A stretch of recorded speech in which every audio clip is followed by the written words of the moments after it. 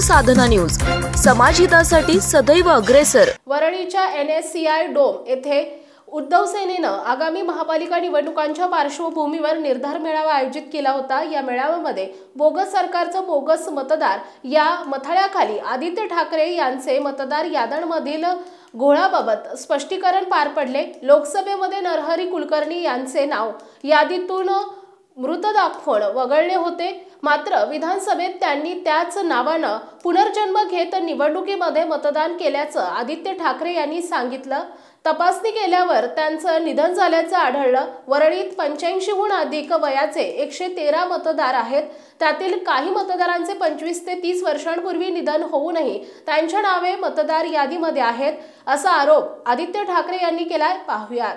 कुलकर्णी हे voter list 196 मधले आहेत।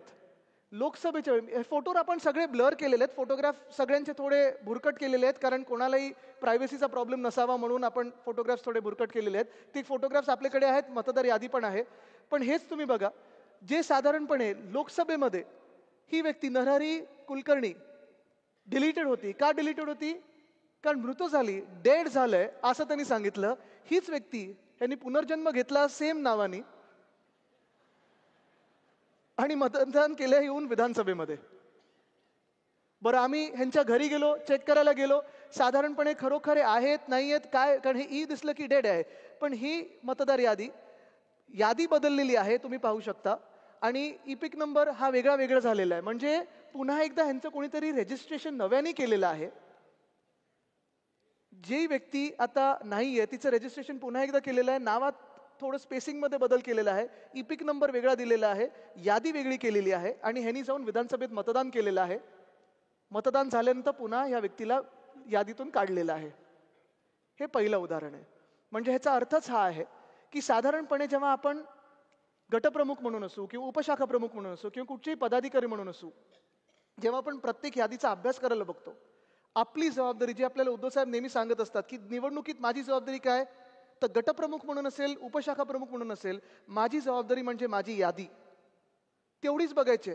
त्या 1200 आणि आज तर पुन्हा एकदा ते इलेक्शन कमिशनच्या प्रेस कॉन्फरन्समध्ये तुम्ही पाहिलं असेल की 1200चीच यादी असणार आहे। हे 1200 लोकांमध्ये मी किती लोकांना ओळखतो, ह्या किती लोकांमधून किती लोक आता जिवंत आहेत, किती लोकांचा मृत्यू झालेला आहे, या मृत्यू झालेल्या लोकांमधून किती लोकांना रजिस्टर केलंय, हे देखील आपण पाहणं गरजेचं आहे। दुसरं म्हणजे मतदाराचं नाव आणि त्याच्या वडिलांचं नाव हे सेम टू सेम आहे। आता पहा तुम्ही, विठ्ठल रामचंद्र झाड 108 यादीतले आहेत। राजी कुप्पूर स्वामी एकच आहे। सुलेमान मोहम्मद रजाक सेम आहे। पुन्हा एकदा यांचे सगळ्यांचे फोटो आपण भुरकट केलेले आहेत, कारण आपल्याला कोणाला प्रायव्हसी मधून त्रास द्यायचा नाहीये। पण हे देखील तुम्ही पाहिलं पाहिजे, जेव्हा यादी आपण पाहतो असे आपल्याला वरळी मतदारसंघांमध्ये 502 मतदार सापडलेले आहेत। म्हणजे वडिलांचं नाव पण तेच आहे किंवा रिलेटिव्हचं पण नाव तेच आहे आणि स्वतःचं पण नाव तेच आहे।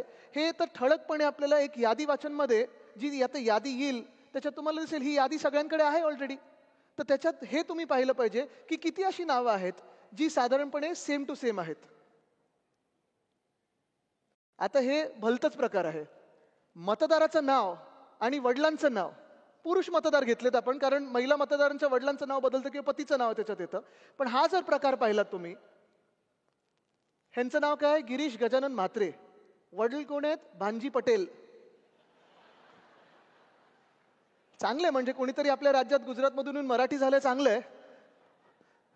आता ह्यांचं नाव आहे काय, डियोडाप रामवंदन यादव आणि वडिलांचं नाव आहे सहुदेव वाघमारे। ह्यांचं नाव आहे संतोष कुमार सरोज आणि वडिलांचं नाव आहे राधेश्याम। बरं, ह्याच्यात घर क्रमांक ठीक आहे, पण बाकीचं काय तिथे दिले नाहीये। असे मतदार आपल्या मतदारसंघामध्ये म्हणजे वरळीमध्ये 720 सापडलेले आहेत। हे देखील आपल्याला दिसणार आहे। एक यादीत झलक मारली आपण, एकदा पाहिलं आपण की वडिलांचं नाव काय आहे किंवा पतीचं नाव काय आणि स्वतःचं नाव काय, हे जर पाहिलं तर असे पुन्हा एकदा आपल्याला कितीतरी मतदार दिसतील जे असे घोळ केलेले मतदार आहेत।